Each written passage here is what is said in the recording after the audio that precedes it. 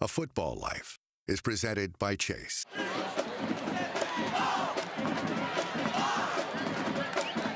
Hey, Cunningham. Pistol, Mustang right pistol. 15 read zone, F slice. Let's hope it works. Just go, Randall. Yeah, baby! Yeah, Randall! Yeah, Randall! Yes, buddy! Way to go, number 12! He looked like his daddy there. Look at little daddy going there. You're going to be a football player when you grow up. Today is the best day of your life. Believe it. He might be the finest quarterback produced in the last 10 years. He's a day like that's all I need. Fortunately for me, I didn't lose my life. I didn't lose my job. Football convinced me that life is a team game. Rest of your life. Nobody can ever tell you that you couldn't do it.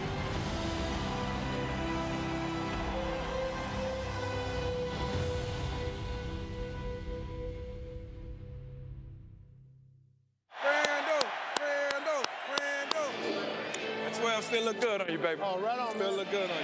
Do you think, brother? I will. If Randall Cunningham were to play in today's NFL, he would, in my opinion, make Robert Griffin and Michael Vick look second tier to him.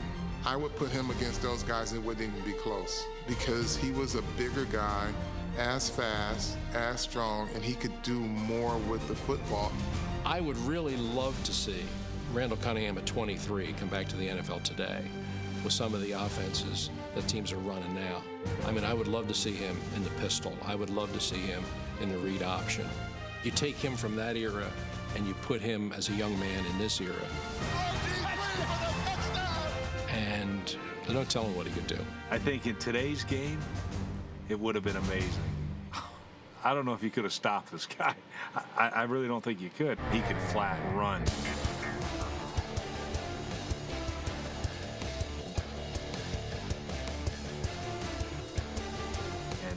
He could throw a strawberry through a battleship. I mean, he had just an unbelievable arm.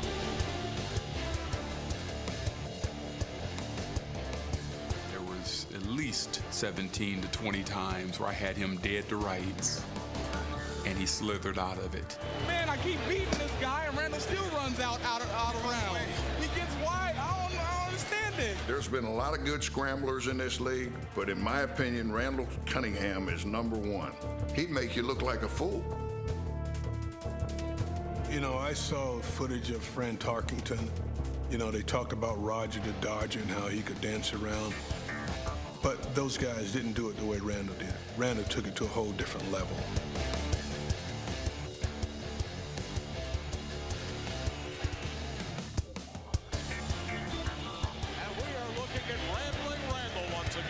Randall probably did it more dramatic. It couldn't be more dramatic.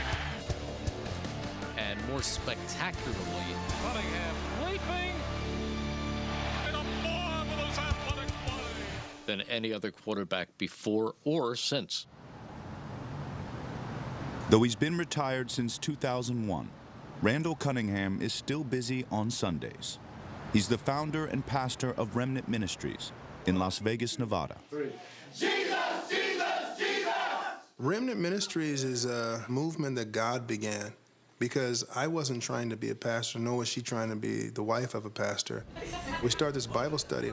Next thing you know, we've got 1,100, 1,200 people in the church. We become Remnant Ministries. It was about in 2003, and we love pastoring people. We don't want to be patient, so what does God do? He takes us through the patience test. Hopefully, my life is relatable to people. Anybody been through the patience test? Woo, let's not go back there. I'm not a person who everything has been perfect in my life. The man once called Ramblin' Randall has traveled a long and uncharted course to his life's work. A journey filled with controversies and contradictions, triumph and tragedy, faith and football. A journey that began by the shores of Southern California. The youngest son of Samuel and Mabel Cunningham, Randall was one of 4 boys, the oldest of whom, Sam, was a college football star. He had grown up out in Santa Barbara, where his half-brother Sam Bam Cunningham was playing for USC. So Randall would go into the locker room for the USC games, and he got to know, big-time college football players. For Randall, that was a very real world. When Randall played in high school, his brother Sam had made it to the NFL. He saw himself as destined for that world himself. Cunningham starred for Santa Barbara High School and was recruited by many major college programs, but not the one he wanted most. I really wanted to go to USC all of my life because my brother Sam had gone there. But people told me when I was younger, you're not going to go to USC because USC won't play a black quarterback. It was just that way back then. One school did offer Cunningham a chance to play quarterback, the University of Nevada, Las Vegas. But before he played his first game, he suffered 2 devastating losses. I lost my mom. Go to my mother's funeral. It was very, very hard. I didn't know how to react to death. I'm just a young 18-year-old kid. Then the next year, my father died. When I look back, I realized that, trials had come in my life to make me stronger. Lost both parents, which would be devastating to most people. Did he say, poor me? Did he come in and give me the poor me thing where I had to give him a T-shirt in my drawer where it said poor me? No, I didn't have to do that, Randall. He is able to overcome things that happen in his life. Cunningham was a 3-year starter at UNLV, and by his senior year was doing it all for the Rebels. Offensive Player of the Year in our conference. We won a bowl game with him. Most valuable player in the East-West Shrine game. Here's a guy that was All-American punter. This versatile athlete, who also quarterbacks the Rebels, got off 2 73-yard kicks this season. Yet, took me a while to convince the NFL that he was a quarterback. Coming up. He had accomplished a lot, but he had accomplished it a little bit off the radar. So there was a little bit of this, who is this guy?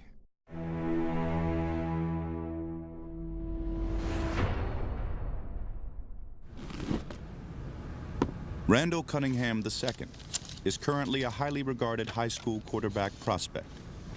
Randall's being recruited by major universities all over the country. Arizona State, Oregon, Miami. Not only as a quarterback, but they're recruiting him for track as well. He's the #1 high jumper in America. He's gone 7'3" and a quarter. And there it is, the nation's #1 high school high jumper. LSU, Syracuse, Baylor. Young Randall has achieved more notoriety before leaving high school than his father had entering the 1985 NFL Draft.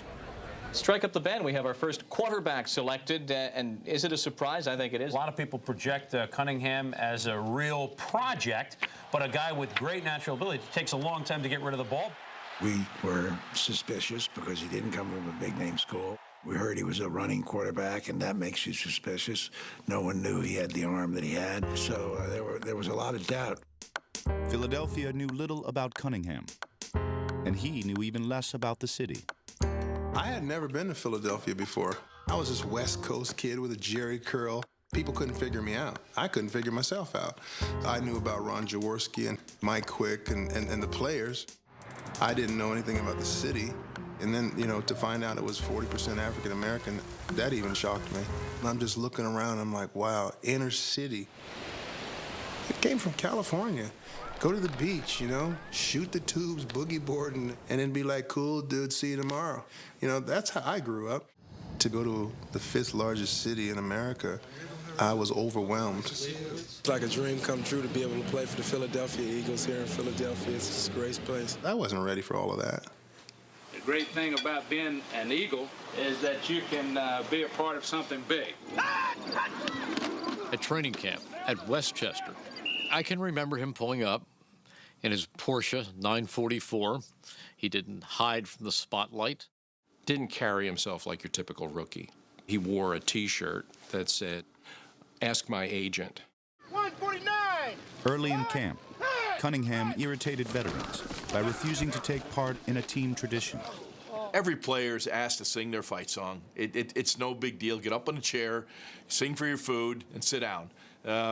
For whatever reason, Randall decided he wasn't going to sing for his food. I wasn't rebellious. I just didn't know my fight song. I'm sorry. How are you going to sing something you don't know? Cunningham's chance to make noise in the NFL came sooner than expected. Week 1. Poor Ron was getting the stuffing beaten out of him. And then finally, they pulled Ron and they threw in poor Randall. I remember Coach said, "Kid, warm up." I'm like, "Warm up who? Warm up what?" He said, "Warm up." And I was nervous. I went out there with like a deer in the headlights. I mean, I'm looking, I'm like, that's Lawrence Taylor right there. Harry Carson. I'm going, man, this is the NFL. I did not know that it was going to happen that quick. I didn't think I was ready, but they threw me in the fire. It was more than a veteran quarterback could deal with, certainly more than a rookie quarterback could deal with. I thought it was a bad move. I knew he was going to be a heck of a player, but he was not ready. After the game, they named me the starting quarterback, and I'm like, oh, my God, I'm not ready for this. I've got all the confidence in the world. The teammates have confidence in me. Cunningham started the next 4 games. He lost 3 of them and threw his only touchdown pass of the season. He returned to the bench. The team finished 7-9, and a coaching change was made. It's a great pleasure for me to introduce to you today the next coach of the Philadelphia Eagles, Buddy Ryan. It was well known that Buddy was not a Ron Jaworski fan at that time. And he was trying to figure out a way where he could ease Randall into playing time and eventually the starting role. Buddy, as far as I know, invented the idea of the nickel quarterback. 3rd and 7 or more, Randall would come in and play quarterback. It was 3rd and 6 or less, I stayed in and ran the offense. People couldn't figure it out, and he knew as a defensive coordinator that that would be tough. Buddy was a genius doing that. It was probably one of the dumbest moves in the history of professional football, if you ask me. It was bizarre. Everyone knew what Randall was going to do, but I remember Buddy saying this move was going to revolutionize the game. Well, that didn't quite happen. But even when Randall wouldn't make it, which was more often than not, people of the city would start to say, look, you know, there's something there. It became very apparent to us almost immediately that Randall was going to be fun to watch. And it was jaw-dropping to watch him play.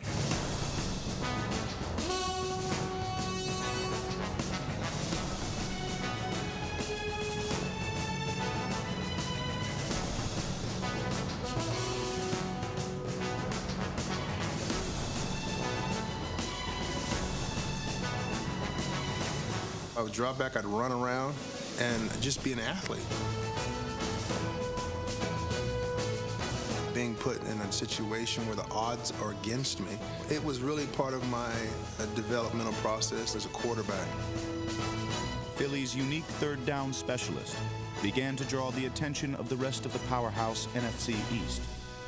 How about they're using Cunningham on 3rd down? Yes, he's a threat, and we had special calls when we saw it was him, and you gotta treat him differently. He's always going to be a problem to anybody because he's an excellent runner, and you got big linemen rushing, and they're not as quick and agile as he is.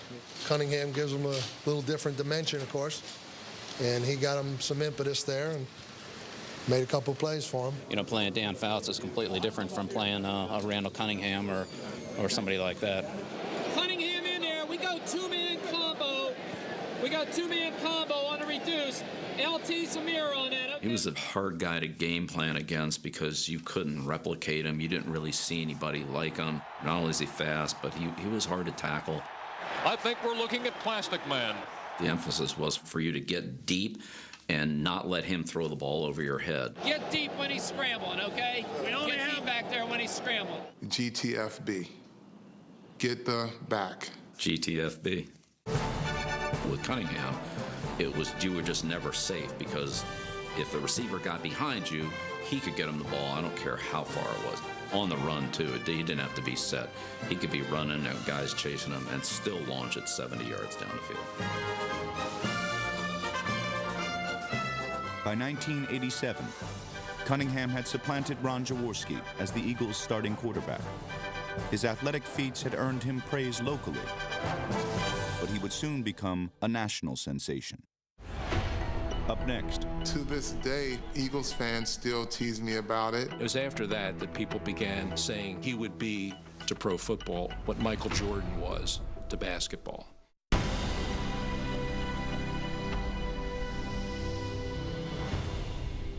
Veterans Stadium in Philadelphia. It is rocking tonight. The Giants are in town. Third down, goal to go.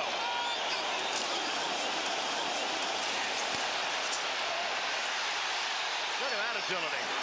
Something special right there. I remember that play very well. I read the play fake, knew he was going to roll out, held contained, came up as soon as he made his move, went through my whole tackling motion, and the next thing you know, the guy throws a touchdown. When I looked back and saw that someone had caught the ball, I think I fell back in disbelief. No one had ever seen a guy do something like that. Nobody's body is able to take a hit like that and not go down. Nobody can bounce off people like he's made of elastic, but Randall did. It's a great play, but in Monday Night Football, on that stage with that audience, then it becomes a phenomenon. And that was when Randall crossed over from being just a really promising young player to being somebody that even the casual fan said, hey, I got to watch this guy. This guy has not been seen by many national audiences before, but I think you're starting to get the drift as to what kind of football player plays here in Philadelphia. Randall Cunningham. That is a big-time play. Starting with that play, it almost seemed that there was almost no limit to what his physical gifts were. It was almost like you said, this guy isn't 100% human. Did he come from Krypton, or where did he come from? He gets the snap. He steps forward. It's a beauty. A deep spiral.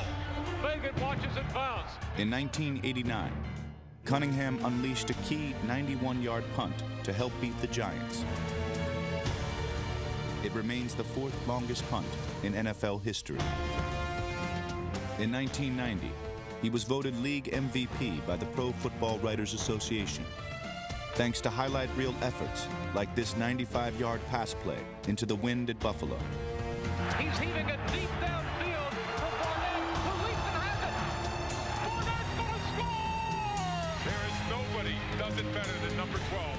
He had exploded onto the national stage with some spectacular performances. Sports Illustrated put him on the cover, called him the ultimate weapon.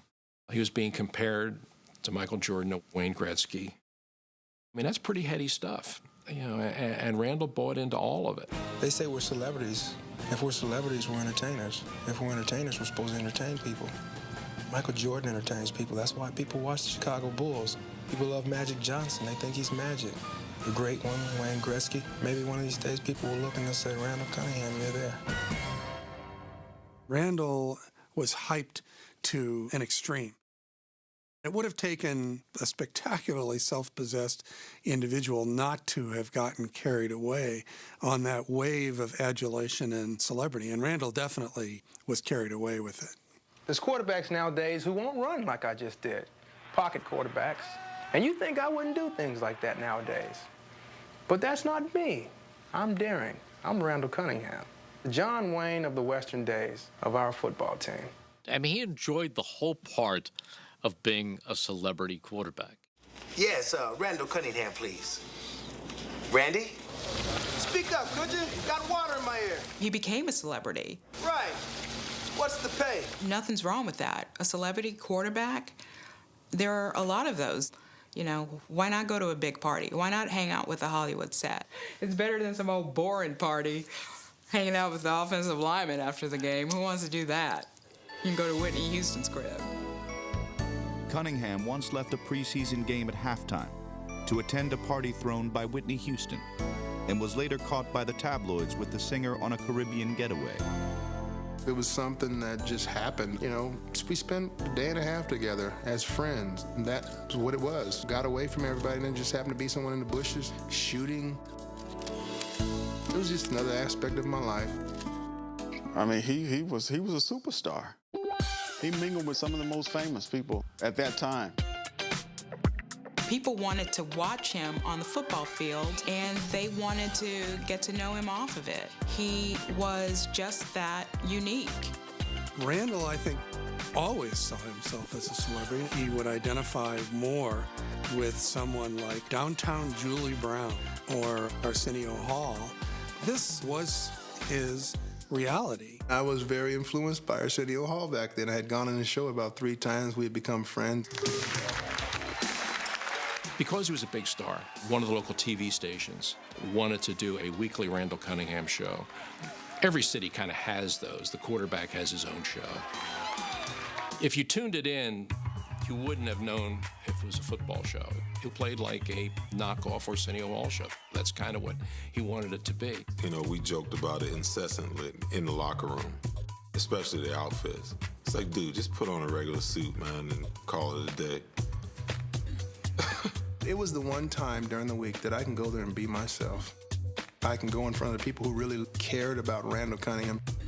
The Randall Cunningham show, it was a good time. I got an Emmy from it, as a matter of fact, so it was pretty awesome. Okay, we'll see you later then. On a team where you had guys like Jerome Brown and Seth Joyner and Wes Hopkins and Andre Waters, who were football players to the core, Randall's Arsenio Hall act didn't play very well. Randall's Randall, and you have to expect something different from him. And action. A few of us thought that he should be in the mindset of us winning as a team and not his next photo shoot. There was a period of time in his career that Cutting? success probably got the best of him. It was about Randall. Are you amazed sometimes when you look at the film the next day? Man, am I amazed? I'm amazed all the time at some of the stuff I do. He was more wifty than he was selfish. They always say, why do you think you can fly? I said, I'm an eagle. You know, when you're 20-something years old, you don't know who you are. You're trying to figure out, and that's where I was. Up next. At times, he thought he could do it himself.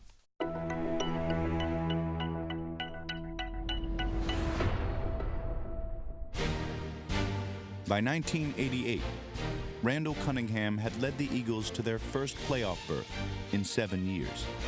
We had opportunities early. You know, we had a drop in the end zone for a touchdown. I caught one for a touchdown that was called back. Toward the end of the first half, a dense fog rolled into Soldier Field. The Bears led at the time. Whoever was winning at that point was going to win the game. As good as the Chicago Bears were, I believe we should have blown the team out at that time. I don't blame the fog for that loss, and Randall shouldn't blame the fog for that loss. The other team had to play in the fog, too. I just never thought Randall was good enough to get the team to the Super Bowl. I just didn't think he was a good enough quarterback. A year after the Fog Bowl, the Eagles were upset by the Rams in the first round of the 1989 playoffs. In 1990, they lost to the Redskins. Eagles were favorites in both of those games. Did you go inside? Both of those games are at home. Your defense played well enough in both of those games to win it. Come on, Randall, step up to the challenge. Come on. And Randall threw 0 touchdowns in either of those 2 games. And the ball just seemed to get away from Randall. It was wild high. Come on, Randall, use your feet. Around trying to be a passer. Be a man. That was when we really learned the limitations of Randall Cunningham, those 2 games. I think they didn't get there because of Randall. Concentrate on looking at me and him. I'm not going to, well, I won't give it to anybody, right? Because we had a touchdown. Now, I don't think that's all his fault.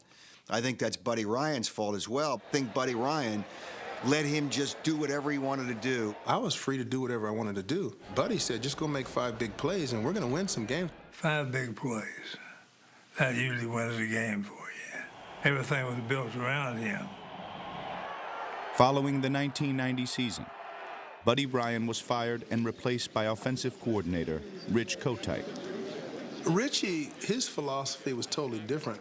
And he told me, you just sit in that pocket and complete 7 out of 10 of your passes. That's how this system works. And I said, okay, no problem. Your offense, I'm going to do it your way.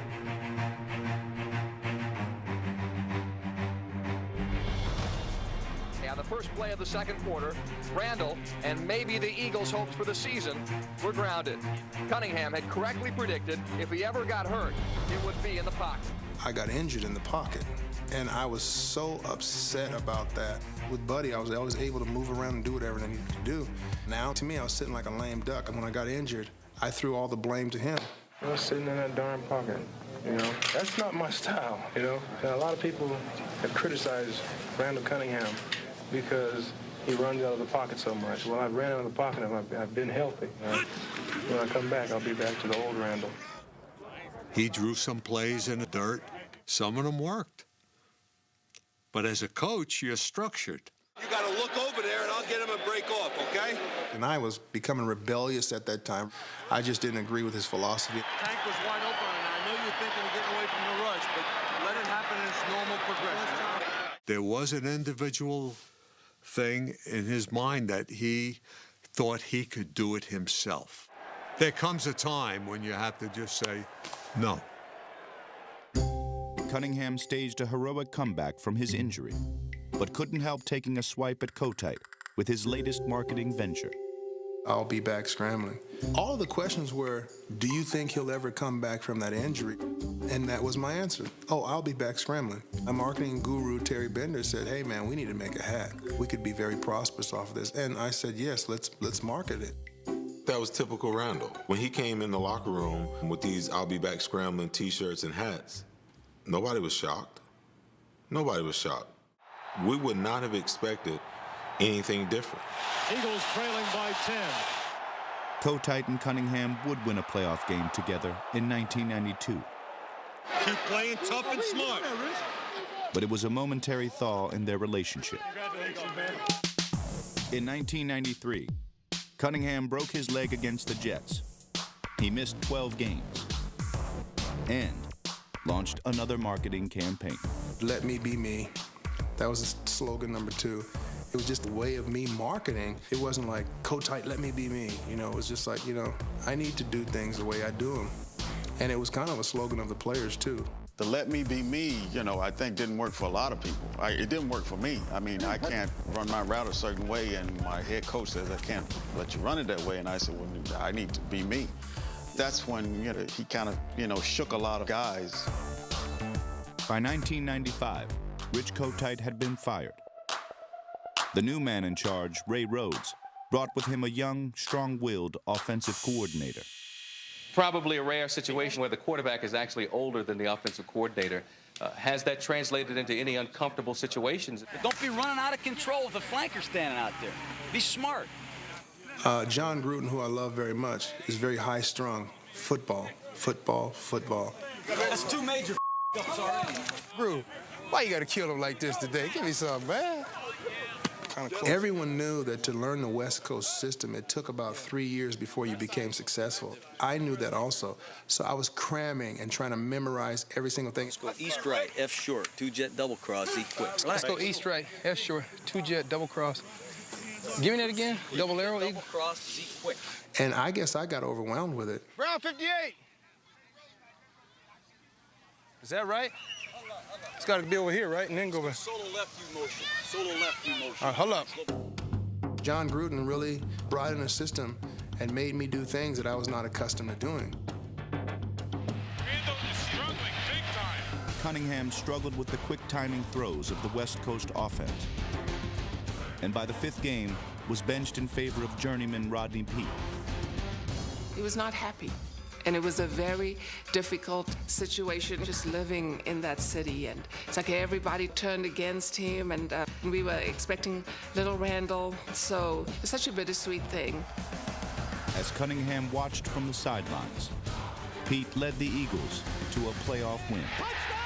After the game, he stirred controversy by considering leaving the team to be with his pregnant wife. You know, it's a family matter, and again, it'll be hard for me to tell him. That'll be Randall's decision on what he's going to do in that situation. My wife is more important than football. You know, something happens wrong, you'll never be able to live that down. Cunningham returned home to Las Vegas. He basically disappears for the better part of 3 days, the week of a playoff game. The Eagles wanted to fax Randall the game plan, but there was a problem. Cunningham never gave the Eagles his number in Las Vegas. And early in the game in Dallas, Rodney Peete gets hurt. And now Randall has to go in. And here's the redemption moment. And all is going to be good. But Randall's completely unprepared. He looks, he guns it, it is intercepted. Thrown behind him. The Eagles get crushed by Dallas. The offense can't do anything. At that point in time, I don't believe the players believed in me. So we weren't functioning on all cylinders. It's getting worse. That was a bad pass. And you know as that game is winding down that that's it. That's the end. Another bizarre chapter in Cunningham's bizarre career. It ended about as badly as an era can end for a player that at once had the popularity and stature that Randall had here. I left hating the game of football. I left with pride. Like, I'm a multimillionaire. I don't need this anymore. I never, ever wanted to play football after that. And I kind of rode off into the sunset. When we return, I knew where he finished in Philly was not where he wanted to. I knew he had more football in him.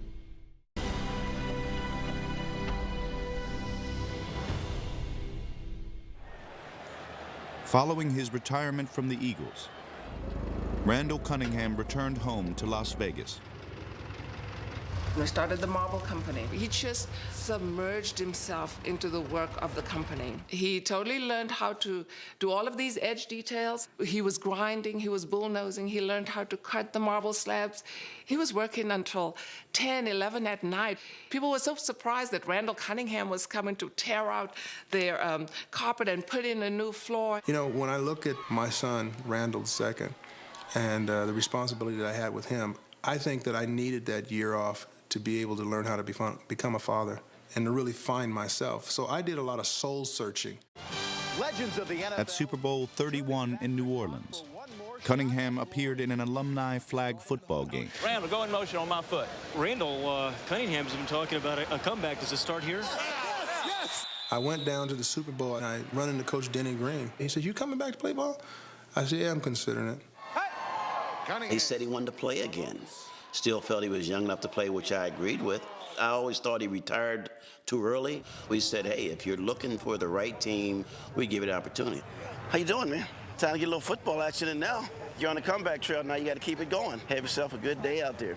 That decision was basically made on Denny Green being up front with me. It wasn't like, hey, you might be the starter. So I knew I'd be a backup. So I went and I played for them. And I'll give Randall credit. When he came in, he jumped into that role. Good job, good job. Nice play, Randall. Great fake, great fake. I got a different Randall Cunningham than what had gone before. His life was in a different place. He wasn't worried about being a celebrity. He wasn't the focal point of the organization, so he didn't necessarily have the pressure. He was just a hard worker. He was great to have around the locker room, and he could still, sure enough, play. In the 1997 playoffs, Cunningham started for an injured Brad Johnson. Cunningham puts one right on the hands of Jake Reed for the touchdown. Rallying the Vikings from a 16-point deficit. Oh, my God. I'd say this goes down as one of the great comebacks. In 1998, Cunningham's role as a backup came to an unexpected end in the second game of the season. Brad Johnson got hurt, and Randall basically won the game for us against St. Louis. One setback, Cunningham to throw, pressure, fires to the end zone, it is caught! Touchdown! Going forward, I really didn't know how that was going to play out. Jet left zipper, take your hot cue. But he flipped a switch. When Brad got hurt, we didn't miss a beat.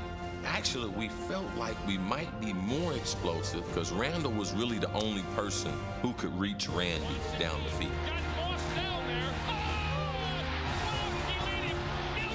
It really came down to him liking our system, the way it was put together. And then you had Chris Carter underneath, and you had Randy Moss over the top. The puzzle had been put together. They just needed the right person to pull the trigger. He now realized, I don't have to make all the plays. Somewhere along the way, the light went on, and it wasn't about Randall. It was about getting the ball to the other playmakers.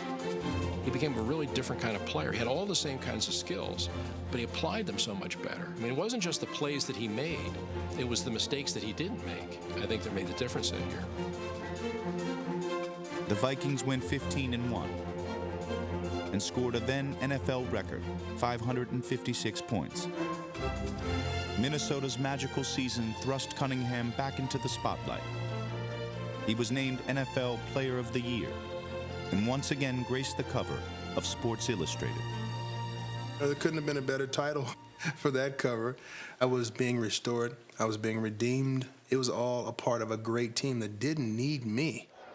With Minnesota, everyone, all of his fans, all of his ex-teammates saw the capability, of Randall Cunningham. Now, can you imagine Randall Cunningham playing all of his years with that kind of offensive talent around him, the numbers that he would have posted.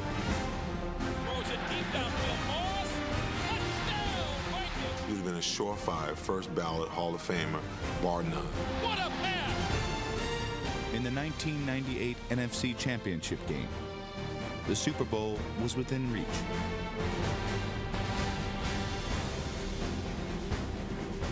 Leading by 7 with just over 2 minutes to play, Cunningham drove the Vikings into field goal range, setting up kicker Gary Anderson. I remember figuring we're going to a Super Bowl. Gary had not missed all year long. All year long. The guy was perfect. He makes this, pretty much this game is over. 39-yard attempt. The spot, the kick by Anderson on the way. It's no good. Gary Anderson has missed a field goal for the first time in 2 years. And that would have changed the whole view of Randall's career. Following Anderson's miss, the Falcons tied the game and had a chance to win it in overtime. I remember right before Morton Anderson kicked it, I got down on my face and I said, Lord, your will be done. If it's your will, give us one more chance. The spot, the kick, wide. No, it's good. He puts it through, and instantly I was content. It wasn't meant to be. The Falcons have stolen the thunder from the Vikings. And it got so quiet in that stadium. I just remember Chris Carter, and he was bawling, crying. And I went up to him and I hugged him. I said, hey, brother, we did everything we could do. It just wasn't God's will. But if I had not had sat that 1 year out, I would have lost it. Because football would have been my everything. I didn't want to have bitterness in me. And I still remember to this day, I didn't drop a tear because I knew that we had given everything we had to win that game. Coming up, I think that day was really when I was accepted as one of the players that they respected as a Philadelphia Eagle.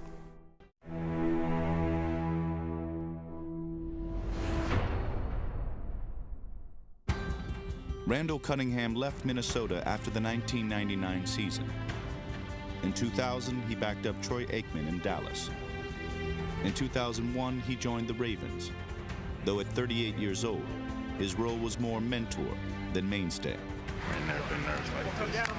I've never been nervous like this. You're a rookie, man. You got to kill a few worms today and tomorrow, and then, come up out of it. The worms need balls, too. They need to catch them. Laugh it off, man. Cunningham retired following the 2001 season. He had amassed 207 touchdown passes, thrown for nearly 30,000 yards, and rushed for 4,928, the most ever by an NFL quarterback at the time. From that time when he retired in Philadelphia to the time he retired with the Ravens, absolutely different. He was ready. He was content with his career. So as it came to an end, it was normal. Yes, yes, yes. Perhaps the NFL's most lasting impact on Cunningham has been spiritual. When I was in Minnesota, I began a Bible study. And so I was already in the form of a pastor in a small arena. Currently, Cunningham's venue is substantially larger, but he is content to once again play a backup role. Though for one day in 2009, he was front and center in his old stomping ground when the Eagles inducted him into their Ring of Honor. When I went out on the field with my little baby boy, brand new dad again with my little boy, the Philadelphia people just screamed. And they're saying, you're a person that we look at as one of our greatest players in the history of this team. I welcome this great honor, and I thank my church for letting me have a day off. God bless all you guys. That was one of the greatest days of my life, just being back in Philadelphia and knowing that the people of Philadelphia love Randall Cunningham, regardless through the turmoil and the times we've been through. It was a beautiful, beautiful thing. For many Philadelphians, the feeling is mutual. Most exciting time I've had as an Eagles fan is watching Randall. It's like the first girlfriend you have. And you move on, and maybe the breakup is even ugly. But then 20 years later, you remember everything you did with that first girlfriend and how great it was. For a lot of people, Randall's that equivalent. So while, we may remember all those controversial things, nobody will ever forget the play Monday night against the Giants. Nobody will ever forget the 440-yard outburst he had against the Redskins to win that game. Nobody will ever forget him cartwheeling into the end zone more than once. Time is always the great healer. To receive something like this is my Hall of Fame. I'm satisfied now. Less than a year later, on June 29, 2010, 2-year-old Christian Cunningham, who Randall held tight throughout the ceremony, tragically drowned in the family's pool.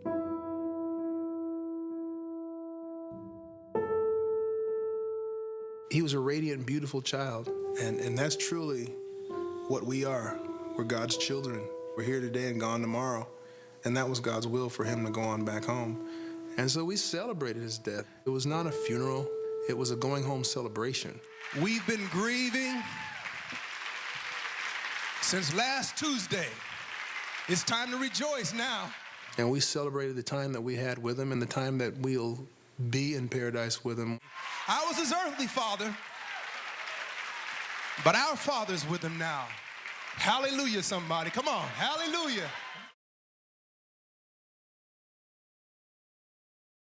After Christian, I would always have my glasses on. I didn't want the kids to see how I was crying. In my heart, I just didn't feel like I could love anybody again. Once you experience just the absolute tearing apart of your heart, I just couldn't imagine opening that wound, that heart up again to love. Sophia, you ready to get up? On March 5th, 2012, Felicity Cunningham gave birth to a baby daughter, Sophia Marie Ruth. She has brought so much healing to our family, so much joy.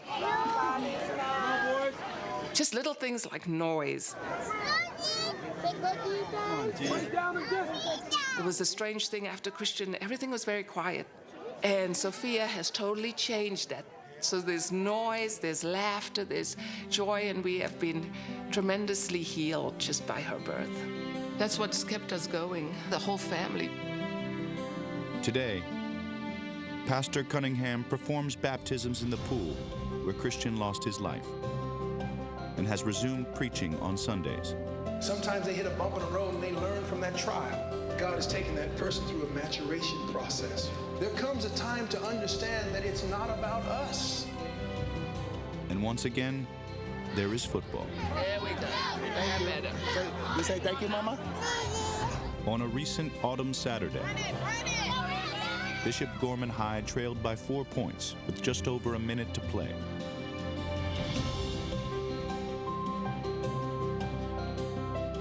With the game on the line, the eldest son of perhaps the greatest dual-threat quarterback ever rallied his team to victory, first with his legs,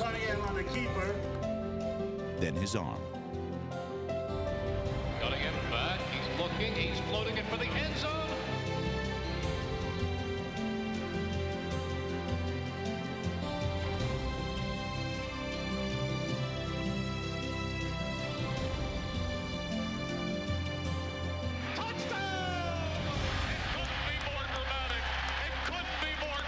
In his playing days, no one seemed to know where Randall Cunningham was going, not even himself. The Randall Show. Today, the man they called Ramblin' Randall seems to have found not only peace, but a direction. Yes, we all have great times in our life, but there are times when we're tested as well. And I just want to let people know that they can get through those times. Way to come through, hell of a job, baby. You like when the pressure's on, you gonna get that thing done, huh? Boy, see, that's what you put that 2-minute drive together. No turnovers. You did a lot better than your daddy. Come on, let's get one with the family. Everyone faces challenges. I can't bring my son back, but I can hope that one day when life is over that we'll all meet up in heaven and we'll be together.